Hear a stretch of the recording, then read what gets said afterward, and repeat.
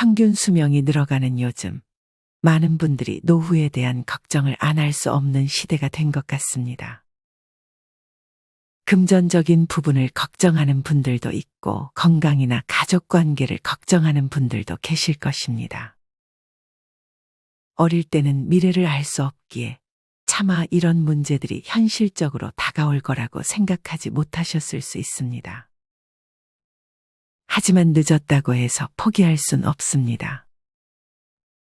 지금부터라도 남은 여생을 위해 우리는 노력해야 합니다. 노력이라는 말에 지레 겁을 먹을 필요는 없습니다. 우리는 쉬운 노력부터 시작하면 됩니다. 나이가 들어감에 따라 자주 외로워지고 감정 기복이 심해질 수 있습니다. 주변 사람들의 말 한마디에 상처받고 혼자 있는 시간이 많다 보면 부정적인 생각도 많아집니다. 이러면서 외로움을 극복하기 힘들어하는 분들이 많아지고 있습니다. 하지만 아무것도 하지 않으면 아무것도 변하지 않습니다. 어떻게 하면 우리는 인생의 후반전을 후회 없는 인생으로 살아갈 수 있을까요? 오늘은 후회 없는 인생을 살기 위한 3가지를 알려드리겠습니다. 첫 번째는 남을 돕고 사는 것입니다. 여기 남을 생각하면서 노년을 즐기는 느림보 할머니의 이야기를 읽어드리겠습니다. 할머니는 시장 골목을 느릿느릿 걸어가며 콩나물도 사고 도토리묵도 사셨습니다. 한참 뒤따라가는데 자꾸 부스럭 소리가 들렸습니다. 할머니가 엿장수 수레에서 울리는 트로트에 맞춰 작은 움직임으로 어깨춤을 추고 계셨습니다. 그래서 할머니 손에 들린 비닐봉지가 박자에 맞춰 소리를 냈던 것입니다. 저는 시장 한쪽에서 쉬고 있는 엿장수에게 다가가 엿 한 봉지를 사서 할머니께 드렸습니다. 그때 할머니가 상추를 팔던 할머니에게 이거 하나 잡숴하고 엿을 내밀었습니다. 이후 쑥을 팔던 할머니에게도 피망을 팔던 할머니에게도 엿을 나눠주셨습니다. 채소 시장을 한 바퀴 돌아오신 할머니 손에는 달랑 엿 2개가 남았습니다. 할머니, 호박엿 좋아하시면서 왜 그렇게 몽땅 나눠주셨어요? 조금 남기고 주시지. 아까 엿 싸고 있을 때 그 옆에 상추 팔던 노인이 내 손 위에 엿 조가리를 요리조리 한참 쳐다보다 상추만 1개 뜯어서 목구멍을 채우고 있더라. 그런데 어찌 안 줄 수 있겠나. 상추 할매가 먹으면 피망 할매도 1개 먹고 싶을 테고. 사는 게 자기 입만 챙기는 건 아닌 거야. 남의 입도 비었는가 한번 봐주면서 살아야 내 맘도 놓이고 덩실덩실 춤추며 사는 것이 인생이야. 저는 할머니가 왜 그렇게 느리게 사셨는지 알 것 같습니다. 내 앞만 보고 달리면 주위는 뭉개져서 하나도 안 보입니다. 그렇게 살면 달리는 데만 정신이 팔려서 춤을 출 시간이 없습니다. 그래서 할머니는 그냥 행복한 느림보로 사셨던 겁니다. 누군가에게 베풀어 본 분들은 대가 없이 돕는다는 행위가 얼마나 많은 행복감을 주는지 알고 있을 것입니다. 가끔 뉴스나 TV를 보다 보면 가진 것이 많지도 않은데 그것마저 남에게 베푸는 할머니, 할아버지를 보면 마음이 참 따뜻해지곤 합니다. 우리에게 옥탑방 할머니로 잘 알려진 김춘희 할머니는 자신이 살던 옥탑방 전세금 1,500만 원을 기부한 것에 모자라 60마저 기부를 한 사연도 있고 폐지를 6년 동안 모아 기부를 했던 김길남 할머니 또한 많은 분들에게 감동을 주었습니다. 사실 꼭 금전적인 기부가 아니라도 괜찮습니다. 내가 몸이 불편하지만 나보다 몸이 더 불편한 분들을 도와주거나 따뜻한 말 한마디를 건네주는 것만으로 충분합니다. 특히나 나이 드신 분들은 외로움을 많이 탑니다. 이럴 때 따뜻하게 말 한마디를 해주는 것만으로도 정말 큰 힘이 됩니다. 내가 불편해도 다른 사람의 불편함을 진심으로 걱정해주고 남을 생각하는 마음으로 사는 것은 정말 큰 축복입니다. 자기의 취미를 즐기면서 혼자만의 시간을 보내는 것도 좋지만 그런 취미를 누군가와 함께 나눈다면 그 행복은 배가 될 것입니다. 그러면서 내가 가르쳐 주기도 하고 따뜻한 말이 오가는 삶이야말로 진정한 행복이 아닐까요? 아직 이렇게 남을 돕는 것에 익숙치 않은 분들 또한 어쩌면 남을 돕는 행위 자체에서 큰 기쁨을 느끼는 사람일지도 모릅니다. 내가 나중이 되면 더 할 수 있는 게 없어지기 때문에 지금 당장 누군가를 돕는 일이나 자원봉사를 해보는 것도 좋습니다. 그냥 하루만 해보는 것입니다. 그것이 사람을 상대하는 일일 수도 있고 내 동네에 있는 쓰레기를 줍는 것일 수도 있습니다. 그리고 하루가 끝날 때 어떤 마음이 드는지 생각해 보시길 바랍니다. 톨스토이의 소설에 나오는 이야기 일부를 들려드리겠습니다. 어떤 농가에 한 거지가 구걸하러 왔습니다. 농부의 밭에는 토마토, 오이, 가지 등 많은 열매가 있었습니다. 그러나 욕심이 많은 농부의 아내는 거지에게 썩어가는 마늘 줄기를 주었습니다. 배가 고픈 거지는 그것이라도 감사했습니다.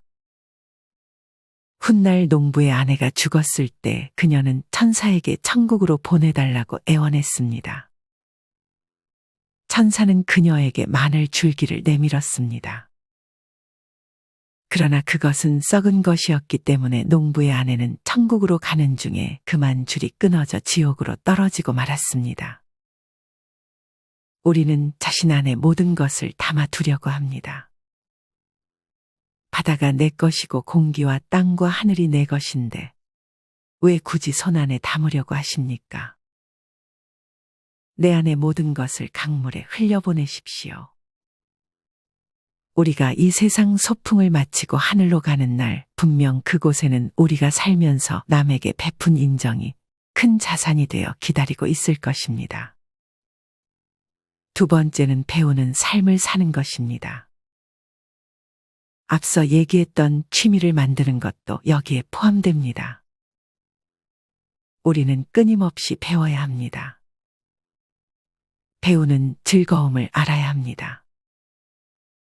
나이가 들었다고 해서 배울 수 없다고 생각하는 것은 편견입니다. 배움은 어려운 것이 아닙니다. 몰랐던 것, 등한시했던 것을 알아가고 실천하며 자신을 들여다보고 돌아보고 보호할 줄 아는 그 자체만으로도 배움입니다. 자신을 혹사시키면서 무언가를 배울 필요는 없습니다. 예전에 어느 한 학생이 아인슈타인에게 이렇게 물었습니다. 선생님께서는 이미 해박한 지식을 가지고 계신데 어찌하여 배움을 멈추지 않으십니까?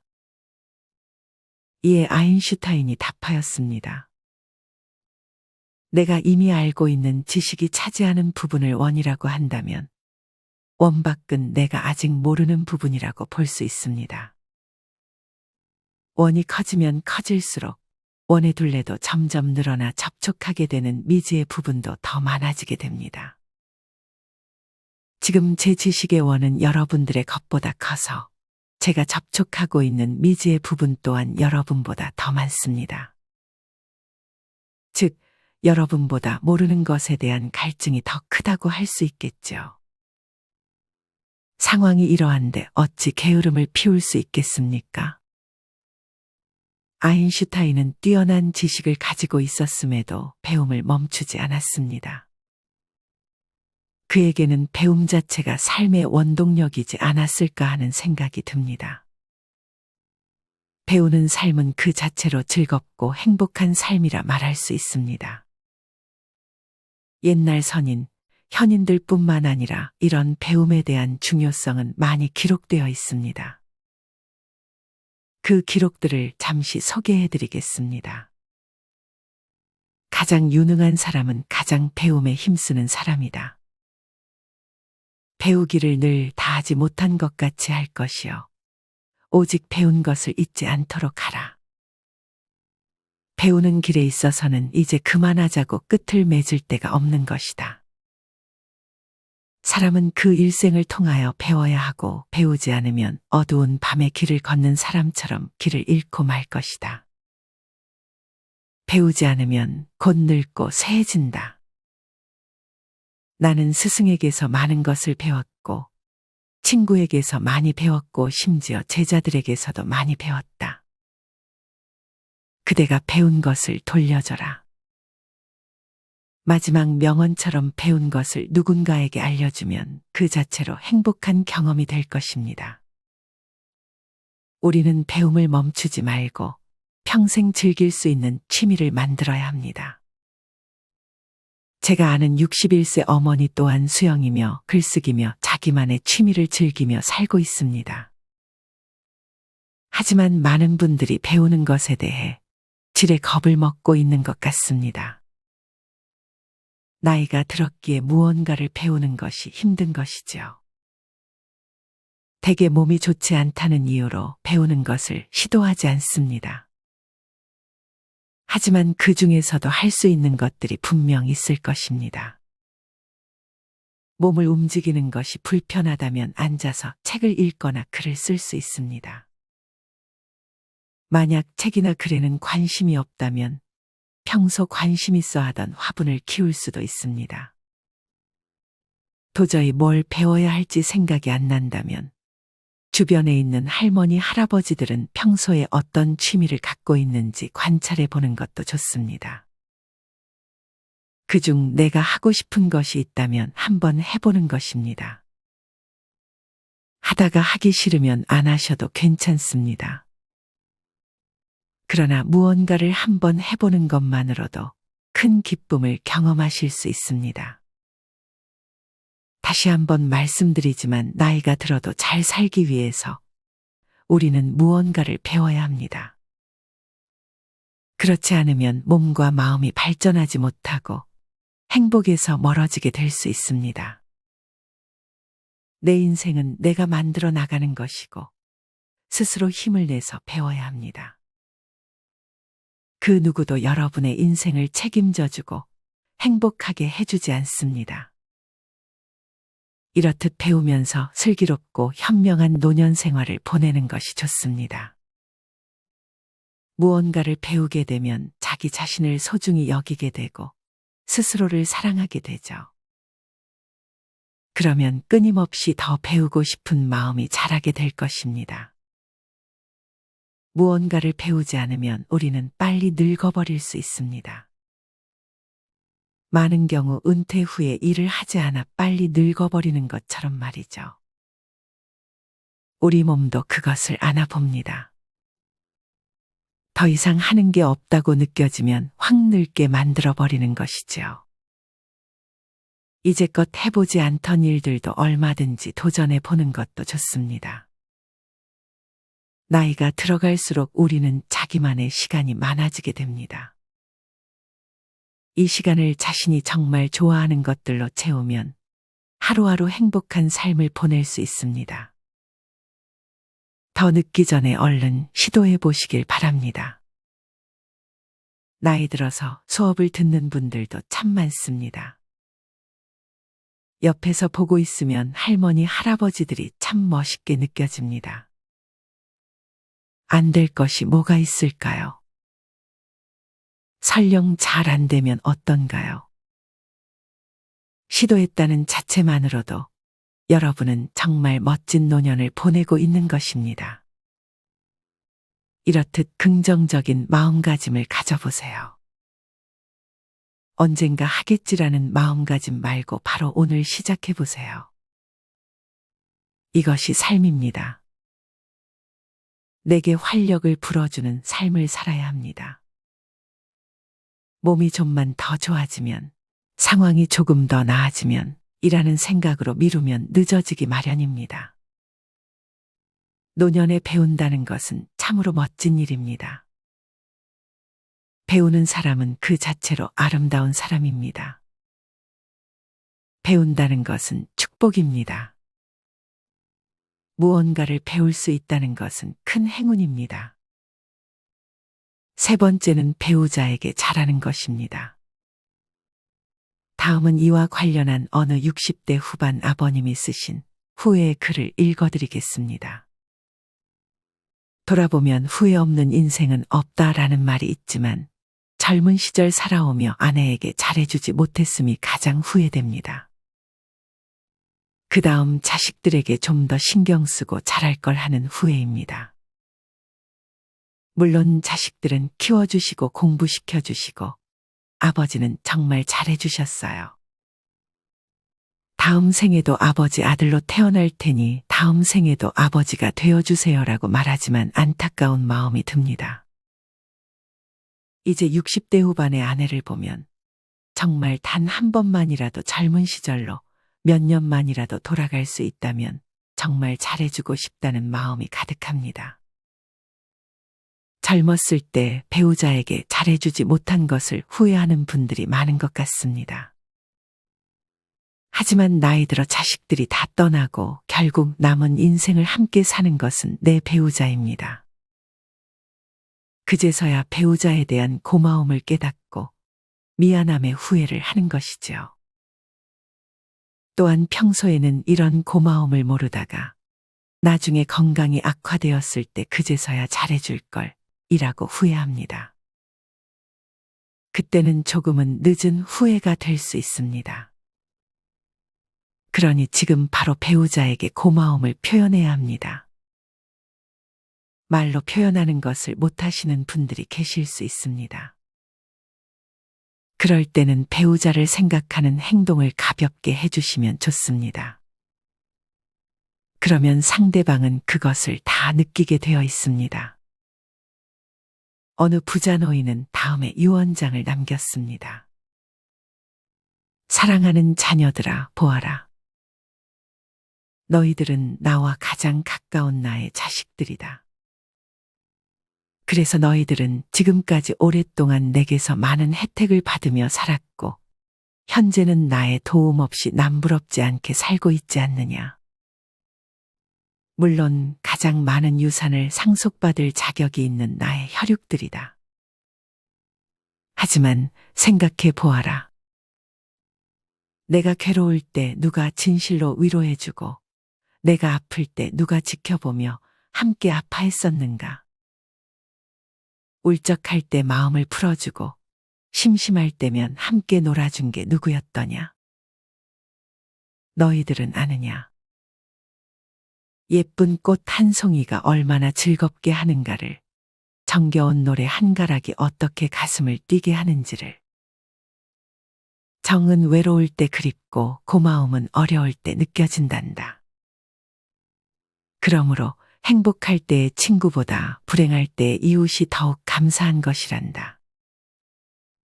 병석의 노인에게는 가끔 찾는 자식보다 늘상 함께 지내는 이웃이 훨씬 더 고마운 것이란다.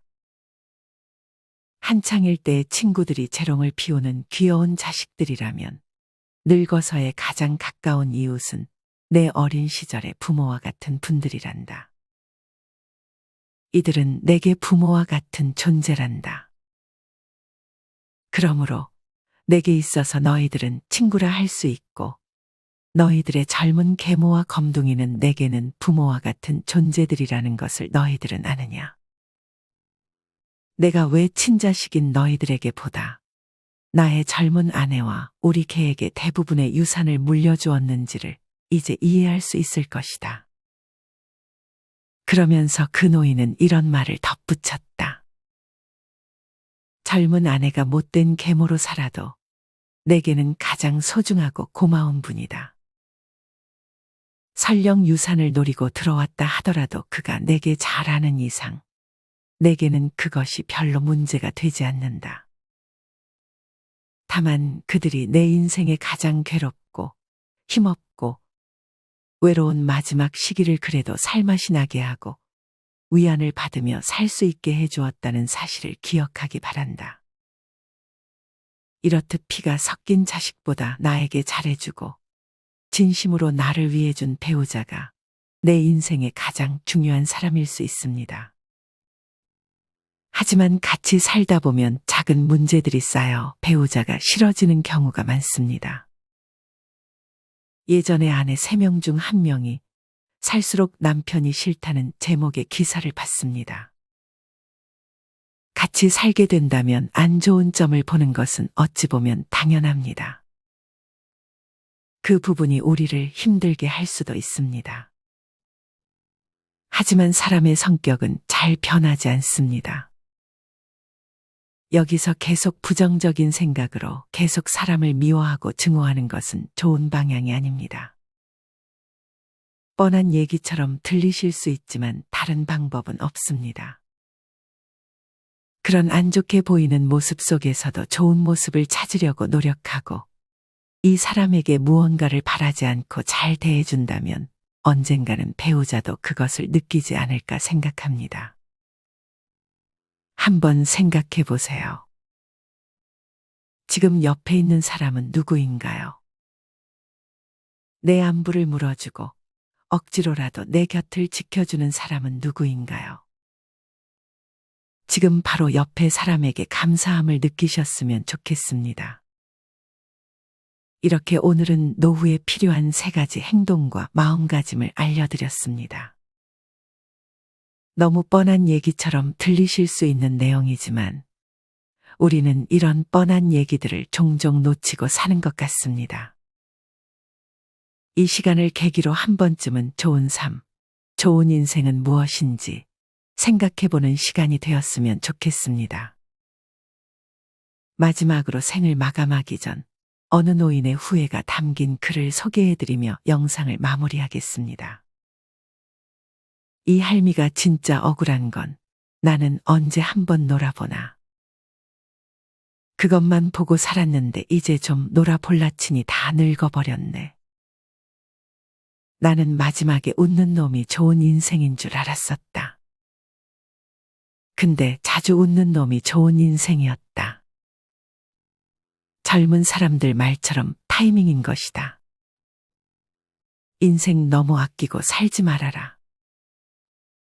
꽃놀이도 꼬박꼬박 다니고 이제 보니까 웃는 것은 미루면 돈처럼 쌓이는 게 아니고 더 사라지더라. 사람들은 행복을 적금처럼 나중에 쓸 거라 생각하지만 그런 일은 절대 일어나지 않습니다. 그냥 하루하루 닥치는 대로 행복하게 사는 것이 최고의 삶입니다. 이 이야기처럼 오늘의 행복을 포기하지 말고 자주 웃는 삶을 사시길 바랍니다. 이상으로 오늘의 영상을 마치겠습니다. 우리 모든 구독자분들의 행복한 여생을 응원합니다.